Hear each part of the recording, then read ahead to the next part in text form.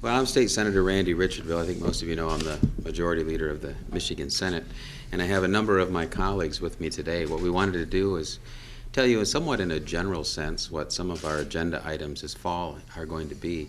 It's not going to be all-encompassing, but these are some of the major points that we'd like to talk about.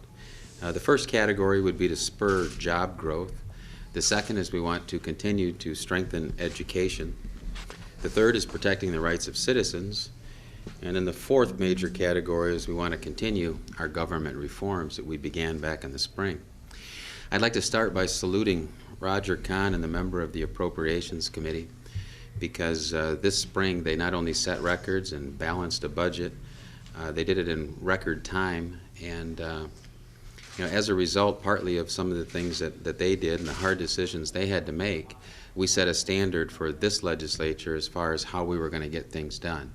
We were going to be expedient, we were going to be businesslike, and we were going to have results. We gave a lot of people information back at the local district, whether it was local governments or school districts or others that were dependent upon the budget, plenty of opportunity to make tough decisions that they had to make because of the stuff that we did back in the spring.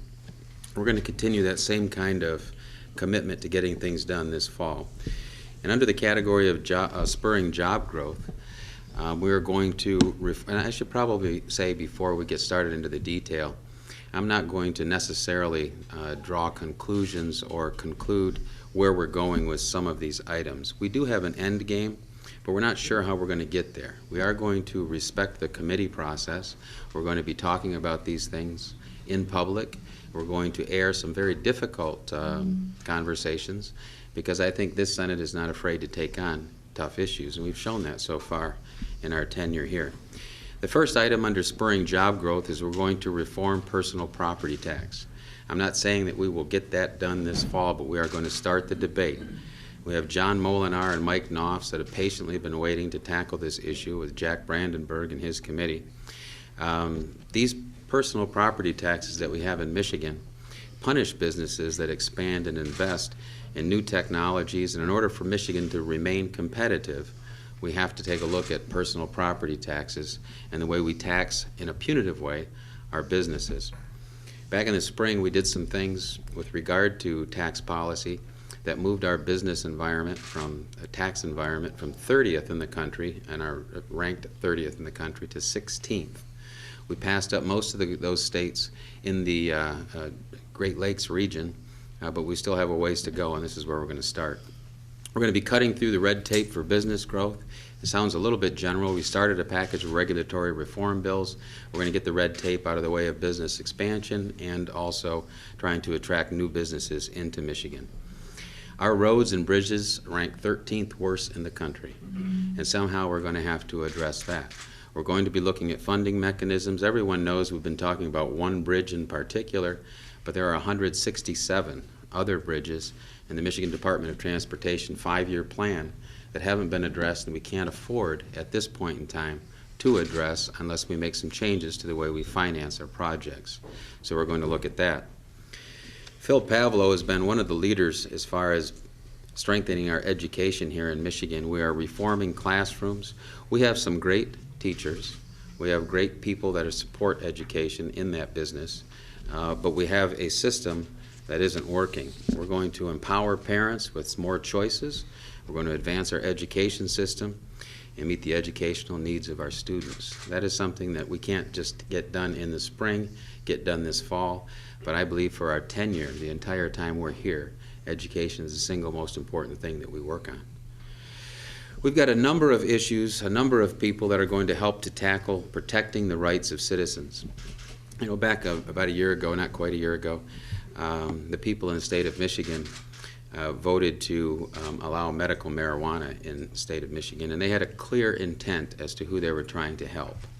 Since that time, we believe the potential for abuse is rampant in Michigan, and we are going to clarify what the Michigan voters set out for us to do by putting guidelines and parameters around medical marijuana to make sure that it's going to the place where it can actually help and not be abused or end up in our schools or our playgrounds. We took a step today to ban partial birth abortion. We've been waiting for that. It's a federal law that we're codifying in the state law. so that we can have more enforcement at the state level of what we think is an abhorrent type of action out in the real world. Tanya Shoemaker's got a package of bills, and it's a bipartisan package that will seek to protect senior citizens. There are a lot of senior citizens in the state of Michigan that are being abused financially. People are taking advantage of them. She's got a package of something like 15 bills that we're going to be addressing that problem. The next item under protecting the rights of citizens is restoring the American dream, and Darwin Boer and the Banking Committee are looking at mortgage fraud, making it a felony, and some people are just clinging on to their homes to make sure that they can keep those homes. The final category is to continue our government reforms. People in the state of Michigan were very clear in the last election cycle that we had to live within our means. We intend to do that. We also have to make changes to the way we govern people if we are going to be living within our means and reforming our government. One thing we're going to seek to do is make government more accountable and help taxpayers to see where their tax dollars are being spent. We're going to empower citizens to be more engaged in government and help drive some of the positive changes that are being suggested. The last item is insurance reform. And again, this is one we're going to have a significant debate. There are no-fault laws going to be talked about. We're going to potentially offer some more choices for drivers. Joe Hune in the Insurance Committee is going to be taking that item on. We're going to look at the Michigan insurance marketplace based on some of the things the governor threw out the other day in his message. And Jim Marlowe and the Health Policy Committee are going to be talking about that. And finally, we're going to end lifetime benefits for legislators.